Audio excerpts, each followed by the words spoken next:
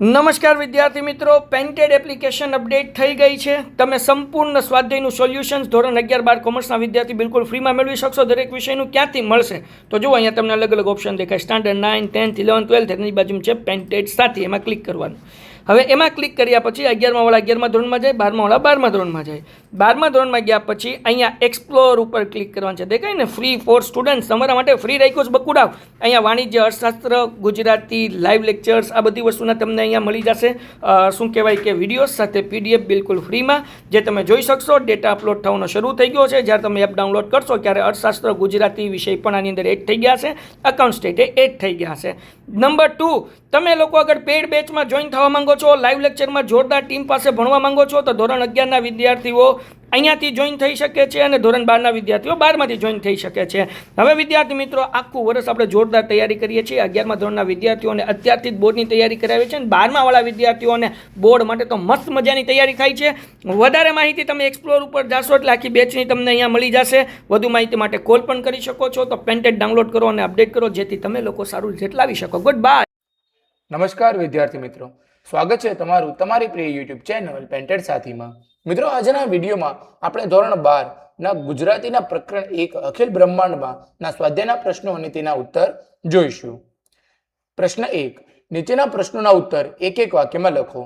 1, સમગ્ર બ્રહ્માંડમાં કોણ વ્યાપેલું છે? જવાબ, સમગ્ર બ્રહ્માંડમાં શ્રી હરિ પરમાત્મા વ્યાપેલા છે. 2, પરમાત્માએ વૈવિધ્યપૂર્ણ સૃષ્ટિનું સર્જન શા માટે કર્યું છે?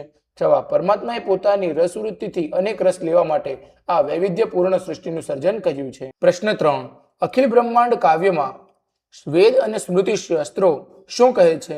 જવાબ, અખિલ બ્રહ્માંડમાં પદમાં વેદ અને સ્મૃતિ શાસ્ત્રો એમ કહે છે કે જેમ સુવર્ણ એક જ છે પણ ઘરેણાના આકાર અલગ છે, એમ શ્રીહરિ એક જ છે પણ જુદા જુદા રૂપે દેખાય છે.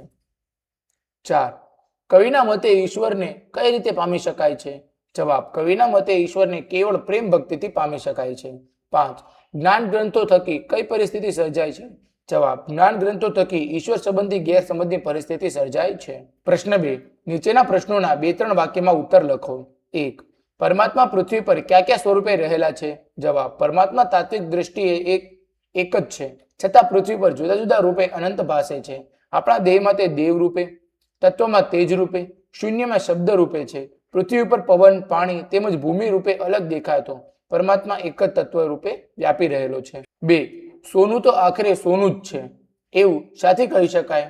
જવાબ, સોનામાંથી અનેક ઘાટના ઘરેણાં બને છે.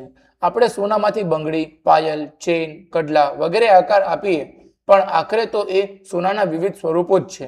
એ પરથી કહી શકાય કે સોનું તો આખરે સોનું જ છે. પ્રશ્ન 3, બીજ અને વૃક્ષનો કાર્યકારણ સંબંધ સ્પષ્ટ કરો. જવાબ, કારણ વગર કાર્ય સંભવી શકે નહીં. તે જ રીતે બીજ એ કારણ છે તો વૃક્ષ એ કાર્ય છે. બીજને જમીનમાં અંદર રોપવામાં આવે તો જ તેમાંથી થડ, ડાળીઓ, પાંદડા, ફળ, ફૂલ વગેરે વિકસે અને વૃક્ષ બને. આમ બીજ અને વૃક્ષનો કાર્યકારણ સંબંધ બને છે. 1, આ પદમાં નરસિંહ મહેતા પરમ તત્વને શી રીતે સમજાવે છે?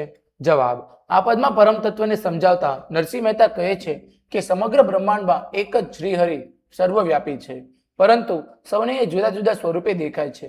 કવિ કહે છે કે હે કૃષ્ણ, તું સર્વવ્યાપી છે. જેમ કે તું પવન છે, પાણી છે, ભૂમિ છે, તું જ આકાશમાં વૃક્ષ થઈને વિસ્તરી રહ્યો છે. તે જ આવી સુંદર રચના કરી છે. એ જ આશા એ તું શિવમાંથી જીવ થયો. વેદ એમ કહે છે કે કનક અને કુંડળમાં કોઈ જ ફરક નથી. કનક સોનુમાંથી કોઈ પણ ઘટના અલંકાર ઘડાવો પરંતુ એનું મૂળ તત્વ તો સોનું જ રહે છે. આ વાતને શ્રુતિ અને સ્મૃતિ પણ યથાર્થ ઠેરવે છે. પરમાત્મા વિશે વાત કરતા ગ્રંથોએ ગડબડ કરી છે. તેથી અસ્પષ્ટતાને કારણે જેને જે ગમે તેને પૂજે છે. મન, વચન અને કર્મથી એને જ સત્ય માની પૂજે છે. કવિ કહે છે કે બીજમાં વૃક્ષ અને વૃક્ષમાં બીજ તું જ છે. અંતમાં કવિ કહે છે કે હકીકત એ છે કે મનથી શોધ કરતા સમજાયું કે ફક્ત પ્રેમથી જ પરમાત્માને પામી શકાશે. પરમાત્માનો સાક્ષાત્કાર કેવળ પ્રેમ ભક્તિથી જ થઈ શકે છે. પ્રશ્ન 2, સમજાવો. ગ્રંથ ગડબડ કરી વાત નવ કરી ખરી. જેને જે ગમે તેને પૂજે. મન, વચન, કર્મ આપ મન લહી. સત્ય છે એ જ મન એમ સૂજે. જવાબ, જ્ઞાનીઓએ પૌરાણિક ગ્રંથોમાં પરમાત્મા સર્વવ્યાપી છે એમ સમજાવ્યું છે, પરંતુ પરમાત્મા વિશેની વાત કરવામાં શાસ્ત્રોએ ગડબડ ઊભી કરી છે. તેથી જેને જે ગમે તેને રીતે પોતાની બુદ્ધિ પરમને તેનું અર્થઘટન કરી ભક્તિ કરે છે. તેથી પોતાને જે ગમે તેને મન વચન કર્મથી તેને જ સ્વીકારી લે છે અને તેને ભગવાન માની પૂજે છે. મન વચન અને કર્મથી તેને જ સ્વીકારી લે છે. એ જ સત્ય છે એમ એમણે માની લીધું હોય છે. મિત્રો, અહીં આપણો સ્વાધ્યાય એ પૂર્ણ થાય છે. તમે હજુ સુધી પેન્ટેડ સાથે ન જોડાયો હો તો આજે જ પેન્ટેડ સાથેને સબસ્ક્રાઇબ કરો. હવે આપણે મળીશું એક નવા પાઠના સ્વાધ્યાયના પ્રશ્નો અને તેના ઉત્તરો સાથે. નમસ્કાર વિદ્યાર્થી મિત્રો, પેન્ટેડ એપ્લિકેશન અપડેટ થઈ ગઈ છે. તમે સંપૂર્ણ સ્વાધ્યાયનું સોલ્યુશન્સ ધોરણ 11-12 કોમર્સના વિદ્યાર્થી બિલકુલ ફ્રીમાં મેળવી શકશો. દરેક વિષયનું ક્યાંથી મળશે તો જુઓ, અહીંયા તમને અલગ અલગ ઓપ્શન દેખાય. સ્ટાન્ડર્ડ 9, 10th, 11th, 12th એની બાજુમાં છે પેન્ટેડ સાથી, એમાં ક્લિક કરવાનું.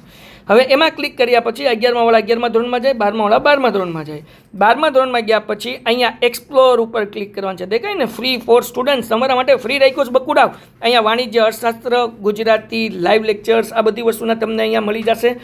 શું કહેવાય કે વિડીયોઝ સાથે PDF બિલકુલ ફ્રીમાં, જે તમે જોઈ શકશો. ડેટા અપલોડ થવાનો શરૂ થઈ ગયો છે. જ્યારે તમે એપ ડાઉનલોડ કરશો ત્યારે અર્થશાસ્ત્ર, ગુજરાતી વિષય પણ આની અંદર એડ થઈ ગયા છે. અકાઉન્ટ સ્ટેટ એડ થઈ ગયા છે.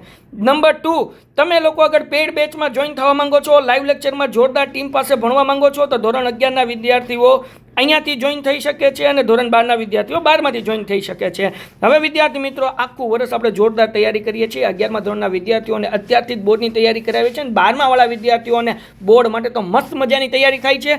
વધારે માહિતી તમે એક્સપ્લોર ઉપર જાશો એટલે આખી બેચની તમને અહીંયા મળી જશે. વધુ માહિતી માટે કોલ પણ કરી શકો છો. તો પેન્ટેડ ડાઉનલોડ કરો અને અપડેટ કરો, જેથી તમે લોકો સારું રિઝલ્ટ લાવી શકો. Good bye.